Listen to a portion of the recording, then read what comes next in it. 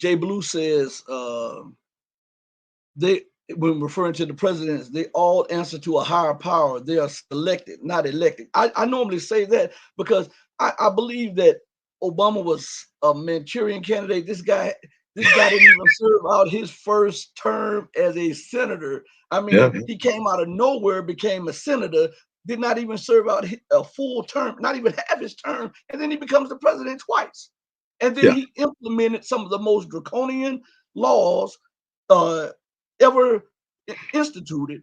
So I believe that, well, all of them answer to that hand behind the scene. What say you about that? Because it seems like regardless of whether it's a black president, a white president, or a Republican or a Democrat, they may like slightly differ, but most of the policies remain the same. Yeah. Again, I'll give you a personal story here just to explain why I'm going to say what I say. When I resigned from being the weapons inspector with the United Nations, I had a very high profile. I testified for the Senate and I was on TV, and so people were like, my name was known.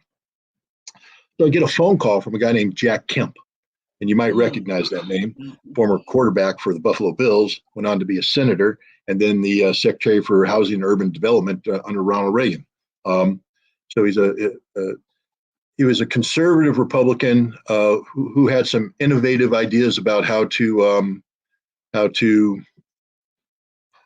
fix the urban problem in America, which we know what that's slang for. So a white guy fixing a black problem. But anyways, I get a call from Jack Kemp, and he says, I want you to come to a meeting. And I said, well, what kind of meeting do you want me to come to? I said, I just want you to meet some people. I said, okay, I'll come and meet some people. And I showed up, and it was Westchester, New York, Westchester County, outside of New York City, very wealthy county.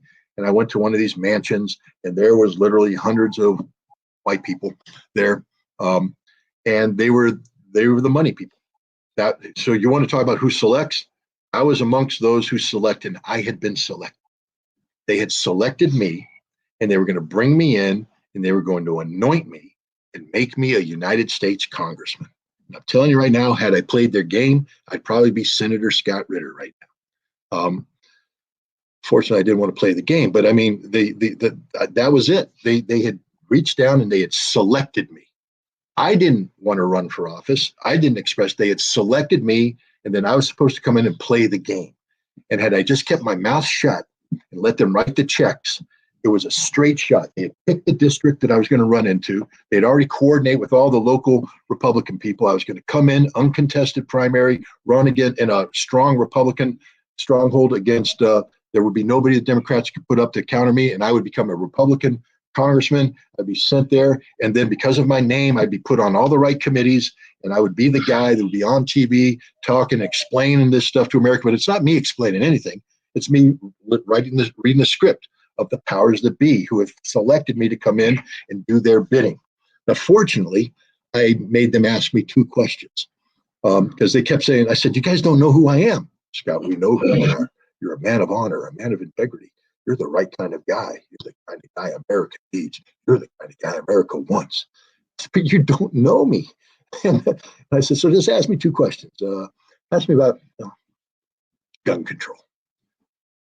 Scott, how do you feel about gun control? I said, man, I own weapons. They're like, yeah, you're a kind of guy. I said, I used to be a hunter.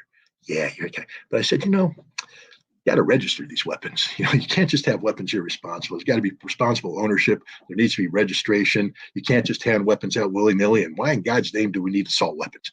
They're like, oh my God. I said, when they asked me the second question, they said, what's your second question? I said, ask me about abortion. They went, okay, how do you feel about abortion? And I said, man, I'm the father of twin daughters. Love them to death. Can't imagine the world without them. I couldn't imagine aborting them. That's just wrong for me. I mean, no matter what my situation was, my wife got pregnant. We were going to bring these daughters into the world. And they're like, okay, you just redeemed yourself. And then I said, but it's not my choice. Not my choice. You see, I'm a guy. The woman carrying the baby gets a vote, and her vote has to count. And they were just, that was it. That was the end of the event. And Jack Kemp just sitting there going, dude, you just threw it away. And I said, but it would have been dishonest. I mean, it would have been dishonest. I would not have been the guy you want, because I can't do what you want me to do. I can't turn off the brain and just play the game, which is what every single member of Congress does. That's what I'm trying to tell you. They're all owned by the money. No person who doesn't have any money, let's say today I wanted to run for Congress. I go out there and I get the petition signed and I'm out there running. I will never be elected Congress because I don't have money. Money is the deciding factor, and who has the money? Special interests, the powers, the establishment, deep state, whatever you want to call it. They have the money. They pick the people. The only person that could get away with this was somebody who had money. You know, historically speaking, Ross Perot founded a viable third-party candidate because he had independent money. Donald Trump was able to do it because he had a lot of money. Bernie Sanders was viable because he turned his back on the establishment money and went with grassroots money, but the establishment screwed him in the end anyways. So, you know, that's the thing. Everybody answers to a higher power. You're 100% correct. And that higher power is the deep state, this monolithic blob of unelected power, linked to the military industrial complex, linked to big oil, linked to pharmaceuticals, linked to everything. And they've come in with their special interest groups, and they own Washington, D.C., lock, stock, and barrel. And the only way we're going to fix this is to take money out of politics, but that requires Congress to take action.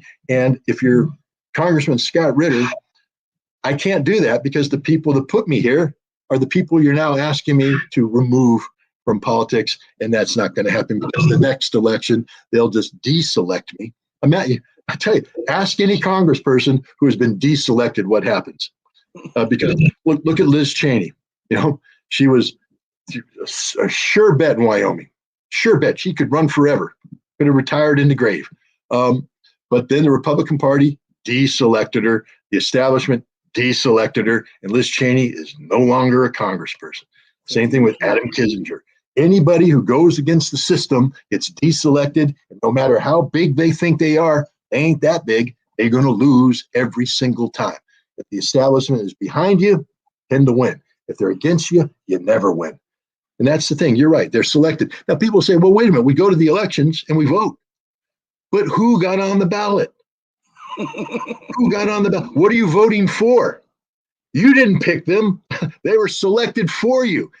And generally speaking, the Republican and the Democrat that are on the name aren't that different. They're going to govern the same way because the establishment needs them to govern the same way. So you're picking. Look, when Barack Obama was hand-plucked out of nowhere to give the speech at the Democratic Convention, the fix was in. They listened to him speak. That was his audition. He was clean and articulate and black. That was important. I mean, Joe Biden, you know, you may hate his politics, and I do, but sometimes he's just very honest. You know, and that's a very honest thing for Joe Biden to say about Barack Obama. He's clean, he's articulate,